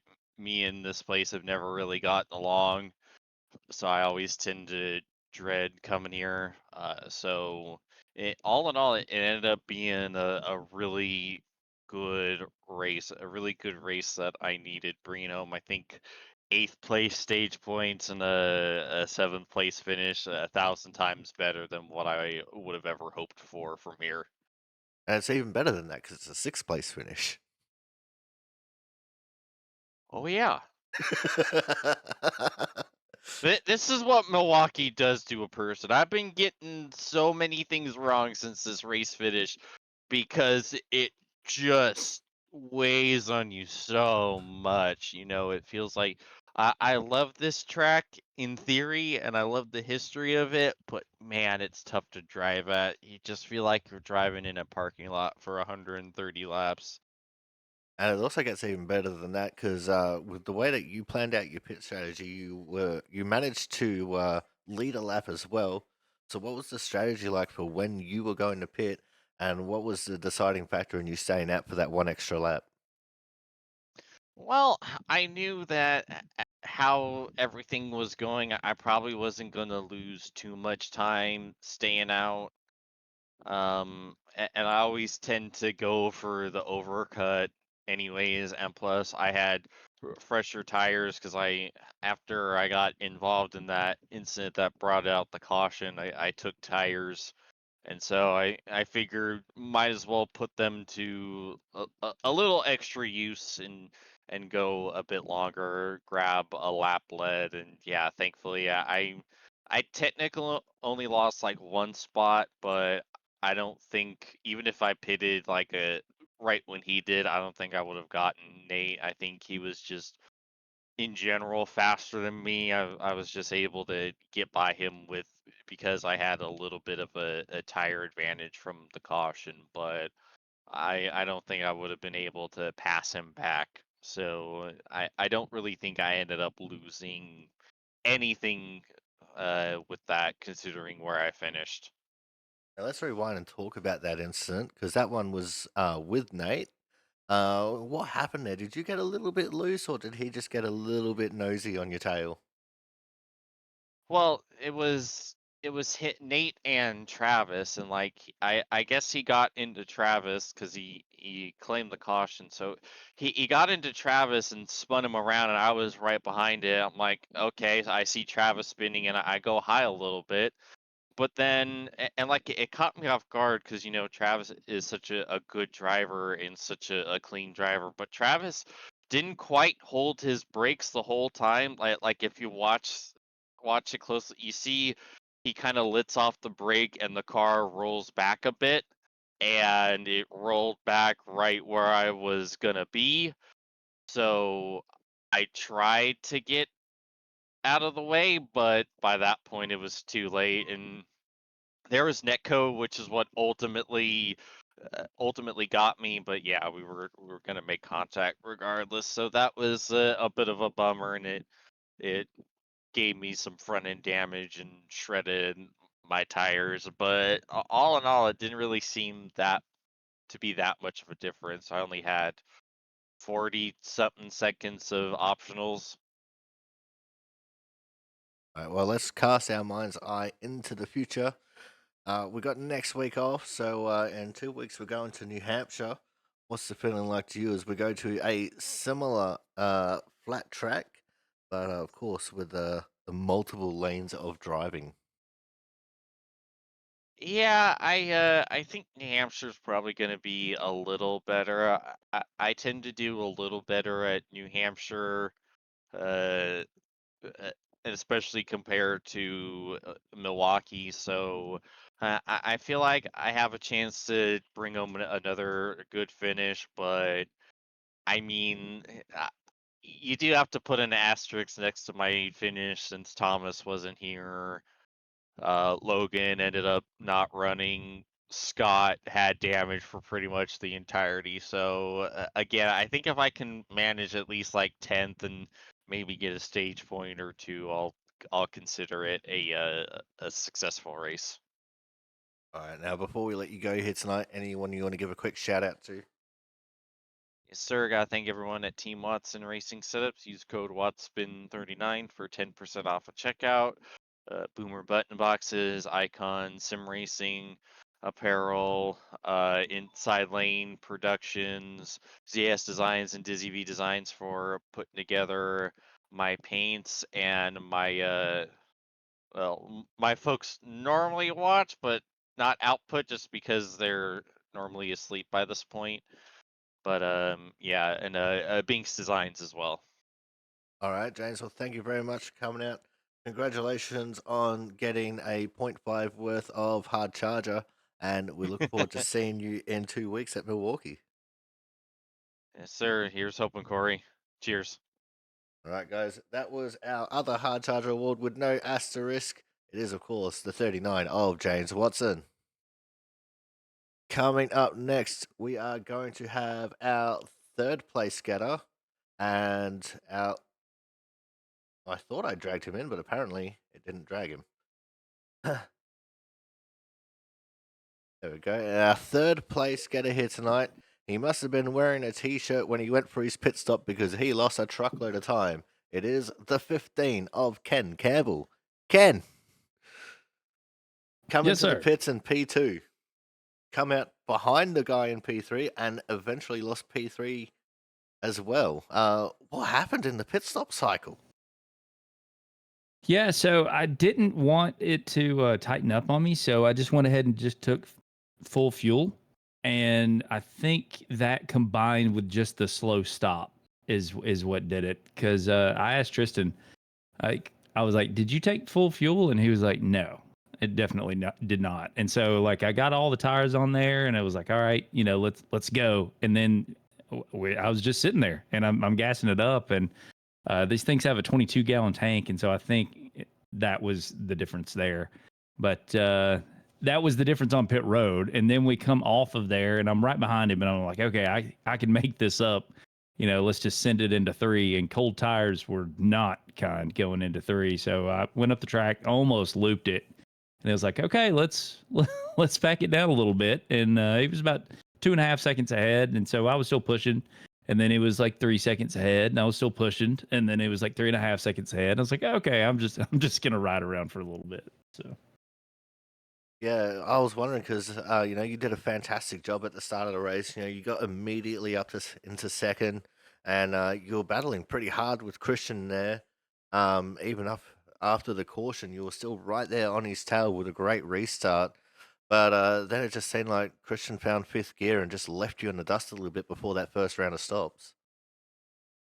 Yeah, that was just Christian doing Christian things. I was happy with the way I was driving. My tire wear was perfectly even. It was 64 on the rights when I came in. So I was like, hey, I'm doing everything I know how to do. It's just Christian. And I knew that Tristan was a little bit faster behind me, but at the same time, it's such a one lane track. I was like, I don't think he's going to be able to get around me, even though he's faster. And then with the pit stop, and I had considered kind of faking messing up and going high one corner and letting him get in front of me and then pitting immediately after so I wouldn't have to call it out. But decided not to do that, called out the pit stop because he was so close. And then he and Christian both pit with me. And yeah, I'll learn next time. I'm not going to call anything out. I'm just going to hang a hard left because I definitely needed that on my side. And so when they came in and I lost it there, that was it. Yeah, well, we live and we learn, but a solid recovery in the second half of the race, working your way back up into P3, but just didn't have enough tire life in it to catch back up to Tristan. No, yeah, we were definitely going to need a caution to have anything for it. I think if I had restarted P3, I might have had something again just to be able to get up there and fresh tires to maybe challenge Christian. But at the same time, I didn't want a caution to come out. It's like, okay, let's go ahead and get this wrapped up. But it was overall it was a good night. I'm not that big a fan of Milwaukie, so to get away with the podium spot, it just feels like I'm stealing something. All right, now let's look forward for 2 weeks' time because we got the off week next week for week 13. We're going to be going to the similar style track of New Hampshire. Obviously, a very different driving style required for New Hampshire. So, what's the feeling like for you as we head into New Hampshire in 2 weeks? Yeah, I'm not a fan of flat tracks in general, but I do like New Hampshire a little bit better. I feel like there are a couple of different ways that you can run it and different grooves that you can try, and so I think that'll open it up and be a little bit more racy than tonight because there were times was faster than Christian on entry. I was really charging entry, but I had nowhere to go. And so I think if that's the same case at New Hampshire, you might can try the apron or try to send it up and diamond it a little more. So definitely looking forward to going there and being able to try some different lines out. All right, Ken. Now, before we let you go here tonight, anyone you want to give a quick shout out to? Yeah, as always, first and foremost, shout out to my wife Casey and my kids Logan, Jet, and Easton. Everybody here in the league, it's just so fun to come and race with everybody, and it's hard racing, but it's respectful and it's just refreshing to be able to get that, especially after the Darlington week that I had. TCSP for their support, everybody in the shop at Storm Motorsports, and you for always calling a great race up in the booth. Thank you very much. And if you want to catch more of Ken, you can catch him on YouTube as well at Campbell Racing. But thank you very much for coming out, Ken. Congratulations on coming home P3, even though it was quite obvious you were just wearing a regular t-shirt tonight. And we look forward to seeing you in 2 weeks at New Hampshire. I appreciate it, man. All right, guys, that was our third place getter, the 15 of Ken Campbell. Coming up next, we're going to have our second place getter, and our second place getter here tonight is league debutant Tristan Health. Tristan, what an introduction into the Output Racing League. You have a lot of pace on board this 99 machine. Thank you. So let's talk about your race here. You started from P2, didn't quite get the best of starts there at the initial start, but a little pit stop mistake from Ken there. You were able to jump him, and you just never looked back after you took that P2 away from him. Yeah, on the start, when he got a nose out in front of me, and I was not. It was way obviously being the first lap, too early to even try to race him too hard. So I just wanted to fall in line, try to save my stuff, and apparently I wasn't pacing as hard enough because they pulled away a little bit, and I was able to get through 3 and 4, and eventually about 25 laps in after that first yellow, I was able to keep pace with Ken, and I was really getting him in 3, but I just wanted to keep the pressure on him the entire run and see if he'd make a mistake, and he clamped down, no mistakes, and I was just lucky to get through that pit stop and get ahead of him, and I just drove away from him, and I tried to catch Christian. There was no way. We were trading lap for lap. Yeah, Christian is definitely an enigma when it comes to racing here in the Output Racing League. He is the most winningest driver, and I think in all the races he's done, he's only not finished first 3 or 4 times. So, you're putting the pressure on him, which is great to see, and hopefully we can see more of this pace and maybe actually challenging him for the lead with a good run from you. Yeah, absolutely. I would like to put the pressure on him. Just it's so hard to pass at Milwaukee, and I, me and Ken there at that first run.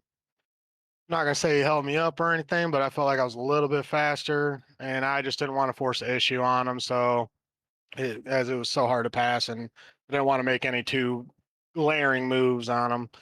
And I just know that that last run, I just felt like he had me on the short runs. There, on long runs, we were trading lap for lap, but short run, I really didn't have nothing for him. All right, now let's look forward into the future. We've got the week off next week for week 13, but then we're going to be coming back the week after with New Hampshire. So, what's the feeling like for you as we go to the other short flat track on the schedule? Well, flat tracks are not really my thing, and but I feel like New Hampshire I have probably a little bit better shot. Milwaukee, I mean, I haven't raced it much, and I just didn't care for how the car felt. But I know New Hampshire, and I like how the car feels a lot more at New Hampshire than I do Milwaukee. All right, now before we let you go here tonight, Tristan, anyone want to give a quick shout out to? Output Racing League for giving me the opportunity to race with them tonight. Been great, and I'm looking forward to doing many more races because there's not a whole lot of late night leagues out there.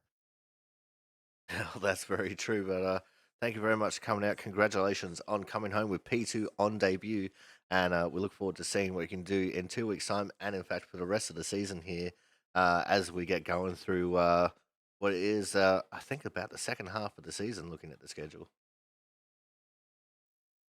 Yep, just gonna go out and lay down some laps and hopefully pull a W here in one of these races. and we look forward to seeing it when it happens. But thank you very much for coming out. Congratulations on P2, and we'll see you in 2 weeks at New Hampshire. Thank you very much. All right, guys, that was the 99 words are hard of Tristan Heff, the debutant here tonight. Coming up next, he was streaming in the other voice channel, and now he's not because I dragged him in. It is, of course, the Dominator himself, and he changed his name to take out his nickname, but it is, of course, Christian, the Cog Bud. Christian, another absolutely dominating performance, but in that first run, before the caution, you were definitely kept very honest there by Ken. Yeah, it was a good race. Early on, I was really just trying to save tire. We did that little pit party, in practice, and kind of realized like, if I don't manage my rear tires, at the end of a longer run, it could be a problem. And we've been getting a lot of green flag running in this league, so I was just trying to take it easy. Actually, it surprised me a little bit that he was kind of, to me, pushing as hard as he was because I figured he was probably using the stuff up. And then eventually was able to pull away on that run for about 3 seconds or so. Yeah, you definitely just turned on the afterburners in the late run after the caution. You just started pulling away from him, something fierce. But I guess that's the difference in saving your tires and not saving your tires. And just amazing to me that you can do it in a way where you still got so much pace while saving tire. What's the secret sauce around a flat track like this to doing that? Clean air. I mean, honestly, it's so huge. That was the thing. Like I knew, like I thought I knew what he was trying to do. I thought he was thinking, hey, if I can get a pass made early and kick me up to the high side and get the clean air, then then he's got a chance. And I didn't want that to happen, but I was able to just kind of run in a way that he could pull up to me in the center of the corner, but it's really hard to translate that into an actual run that you can take. So that's kind of key. And I kind of park the center and it's really easy off and make sure he didn't actually get a run. And then, he can get as close as he wants in the corner. And, at some point, if somebody decides they want to maybe move me out of the way more physically, then that won't work as well. But, for the most part, people don't do that. So, um, you just, if you, that's the thing is like if you qualify and you're in the front and you control the race, you just have so many more options than anybody who's in second. I think I ran behind Tristan and practice and I just couldn't really make any ground on him. And there's no doubt, Ken was pretty fast. Tristan was really fast, actually. I think, if he had been in the lead, he potentially could have won the race. But it just, when you get a chance to separate yourself, it's hard to make that up, especially with no cautions. All right, now let's look forward into the future. We're going to be taking next week off, and then we'll be returning to the New Hampshire Speedway. So, what's the feeling like for you as we go from the bottom dominant flat track to a flat track that has multiple racing grooves? Uh, based on the wind cell race, I need to figure out how to run that apron line. That seems to be the key. Kind of got our butts kicked there by Jake and a couple of those guys who figured that out over there at Winstell. So it's just not a very comfortable thing for me. I've never liked running that way. I've always liked actually racing on the racetrack, but it's not the fast way. It doesn't save the tires. So that'll be the key. Whoever figures that out is going to win. All right, Christian, before we let you go here tonight, anyone you want to give a quick shout out to? Yeah, just everyone at Output who showed up, all the drivers coming out, you for doing all these broadcasts. And then, of course, league admins who put all this together and make sure everybody stays in line. And also, just shout out to everybody. Like I said, we have a ton of green flag racing, and it's a lot of fun when you actually get out there and you're not pacing around and under yellow all the time. So, shout out to everybody for another clean race. All right, now if you want to see Christian Budd actually struggle in trying to win a race, then you can catch him on Sunday night at about 8 p.m. Eastern, the Winstell Racing League over on ABN Studios. You can also see me being a field filler at the back of the pack in that one as well. But Christian, thank you so much for coming out. Congratulations on another absolutely dominant win, and we look forward to seeing you in 2 weeks at New Hampshire. Thank you. All right, guys, that was tonight's winner, the 17 of Christian Budd. Now that is going to wrap things up for us here tonight. Thank you all so much for coming out. Another absolutely stunning race. Green flag for the majority of it. Only the one caution. So until 2 weeks' time, I've been your commentator, the Aussie Sim commentator. We'll see you guys in New Hampshire.